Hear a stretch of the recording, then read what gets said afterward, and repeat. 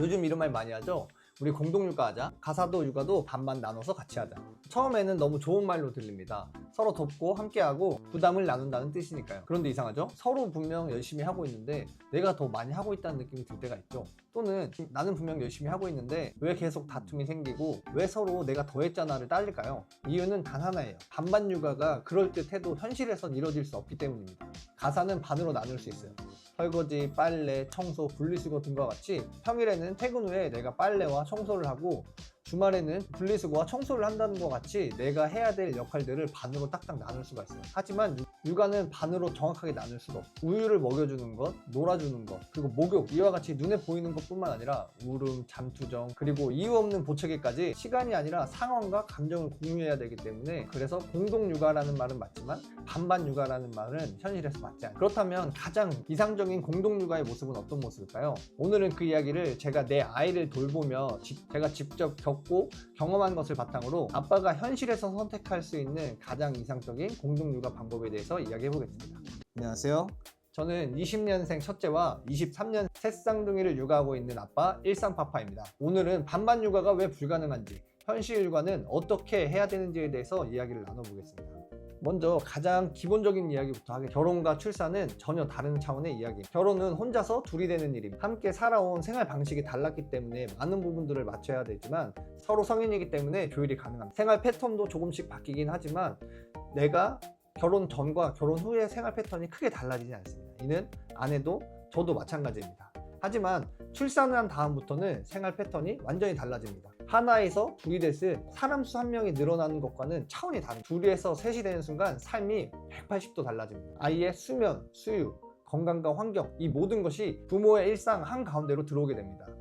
하루의 계획이 아니라 아이의 상태에 따라 움직이는 삶이 시작되는 겁니다. 그렇게 삶이 완전히 달라진 이후에 처음 마주하게 된 현실은 매일 같은 듯 다른 하루를 보낸다는 거예요. 아이를 돌보는 일은 계획대로 되지도 않고 어제 했던 것을 오늘 또 하게 되는 계속 반복되는 일들의 연속이었어요. 저는 이 경험들을 책에선 이렇게 표현했어요.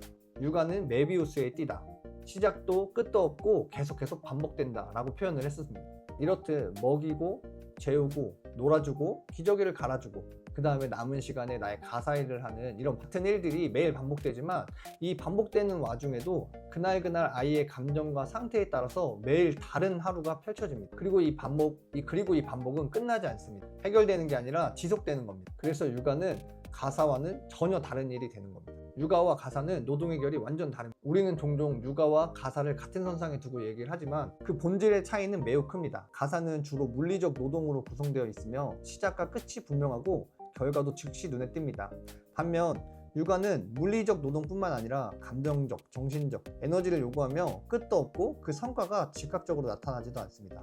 또한 가사는 도구 중심이지만 육아는 아이라는 사람 중심으로 복잡하고 섬세한 작업입니다. 가사는 끝나면 됐다라는 느낌이 들지만 육아는 계속해야 된다는 압박이 듭니다. 게다가 내 아이의 감정 상태도 예민하게 반응해야 돼요. 그래서 감정 조절까지 함께 요구가 됩니다. 그럼 우리가 결혼을 한 다음에 반반 살림을 한 것처럼 육아도 반반 나누면 되지 않냐, 이렇게 가사와 육아가 결이 다르기 때문에 반반 육아라는 것이 애초에 어울리지 않는 겁니다. 서로의 조건도 다릅니다. 퇴근 시간, 체력, 경험, 그리고 감정의 여유가 다 다릅니다. 같은 시간에 같은 행동을 할 수가 없어요. 그리고 무엇보다 육아는 시간으로 기준을 나눌 수 없습니다. 2시간 아이를 봤다고 해서 노력과 감정 소비의 비율을 반이라고 볼 수는 없으니까요. 육아는 타이밍이 생명입니다. 지금 안아줘야 되고 지금 먹여야 되고 지금 재워야 됩니다. 한 발 늦으면 울음이 길어지고 밤잠까지도 영향이 미칠 수도 있습니다. 그래서 육아는 정확히 반으로 나눌 수 없는 일이 되는 겁니다. 지금까지 이야기를 들었을 때 그럼 아빠인 내가 육아와 가사를 어떻게 해야 되는지에 대해서 궁금증이 그래서 제가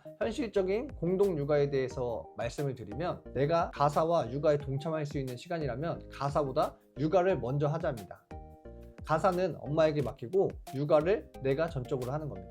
예를 들어 퇴근을 하고 저녁을 먹고 난 다음에 설거지와 목욕을 해야 되는 상황이 있다면 내가 엄마에게는 설거지를 맡기고 나는 목욕을 하는 것과 같이 내가 육아를 선택하면 됩니다. 방금과 같이 목욕과 설거지 이 두 가지의 상황이 놓여졌을 때 내가 선택해야 될 상황은 육아인 목욕을 선택해야 된다는 겁니다. 가사는 내가 지금 하지 않아도 되고 하지만 육아는 지금 하지 않으면 안 됩니다. 밥을 차리고 치우는 건 미룰 수 있어도 아이가 울고 있거나 잠투정을 할 때에는 그걸 참게 할 수 없습니다. 아이가 나를 필요로 하는 그 순간에 곁에 있어주는 사람이 아빠가 되어야 합니다. 반반 육아는 이론적인 개념일 뿐입니다. 현실에서는 성립되지 않습니다. 대신 함께 육아를 하는 건 가능합니다. 정확히 나누지 않아도 각자의 방식으로 아이 곁에 머무를 수 있습니다. 내가 선택할 수 있다면 가사보다 육아를 선택하자. 그렇게 아빠가 육아 현장에 있을 수 있다면 아이도 배우자에게도 훨씬 큰 안정과 신뢰를 줄 수 있습니다. 오늘의 이야기가 도움되셨다면 좋아요와 구독 부탁드립니다. 혹시 여러분이 겪고 있는 반반 육아의 현실은 어떤가요? 댓글로 공유해주시면 저도 함께 배우고 나누겠습니다. 그리고 제 경험을 담은 책 아빠 육아 서툴러도 괜찮아를 고정 댓글 링크에서 확인할 수 있습니다. 초보 아빠, 예비 아빠라면 꼭 한번 읽어보셨으면 좋겠습니다. 감사합니다. 1388였습니다.